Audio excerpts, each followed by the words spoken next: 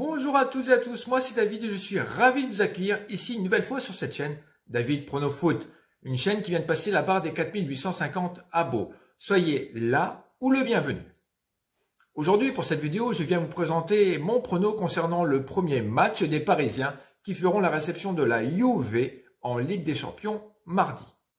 Avant d'oublier, n'hésite pas à laisser un commentaire, un like et pourquoi pas t'abonner.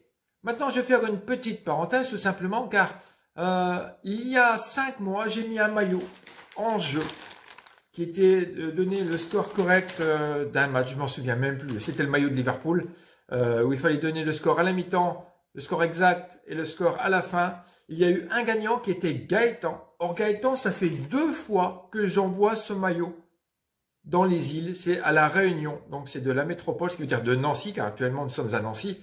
Et ça fait deux fois que ça me revient en disant qu'il n'y a personne au niveau de l'adresse qui m'a été donnée. J'ai communiqué une fois par mail en signalant comme quoi il y avait un souci. Je l'ai renvoyé. Maintenant, je ne communique plus par mail. Si vraiment c'est un abonné qui me suit, eh ben, il a jusqu'à la fin du mois pour dire « Hey, je suis là et je veux mon maillot. Sinon, tu l'auras plus. Je le remettrai tout simplement en jeu. » C'est bâtard, mais c'est comme ça. Allez, sans perdre plus de temps, dans le groupe H, nous avons donc 1. Le PSG, 2. La Juventus, 3. Le Maccabi Haïfa, c'est en Israël, et 4. Bien sûr, le Benfica. Alors, est-ce un groupe à la portée des Parisiens?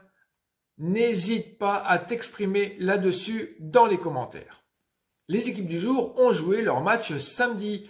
Paris s'est déplacé à la Beaujoire et l'a remporté sur le score de 3-0 avec un doublé du marabouté Mbappé. Les Parisiens ont repris leur place de leader, laissé temporairement à l'OM après 6 journées à la première place avec 5 victoires et 1 nul. Alors au niveau de l'effectif, on a Pembele, Icardi, bon c'est pas nouveau, ils sont en dehors des terrains depuis un petit bout de temps, donc ils ne devraient pas être présents pour cette rencontre et Vitinha est incertain, oui, suite au coup qu'il a reçu dans le genou lors du dernier match. Quant aux Italiens, ils ont buté sur la pelouse de la Viola. La Viola, c'est le stade de la Fiorentina, en faisant un petit nul, un partout. La vieille dame italienne, quant à elle, se place à la 5e place après la 5e journée, ouais c'est bien ça, en faisant 3 nuls et 2 victoires. Alors au niveau effectif, c'est un peu l'hécatombe. Ake, Chiesa, Jorge, Peters, Pogba, HS, Rabiot et Chesney, incertains. Alors à la vue de la forme du moment des deux prétendants pour la victoire, l'avantage est pour moi du côté des hommes de Galtier. Alors, par contre, quand on regarde l'historique, le PSG a toujours perdu contre ces Italiens. Est-ce la bête noire des Parisiens?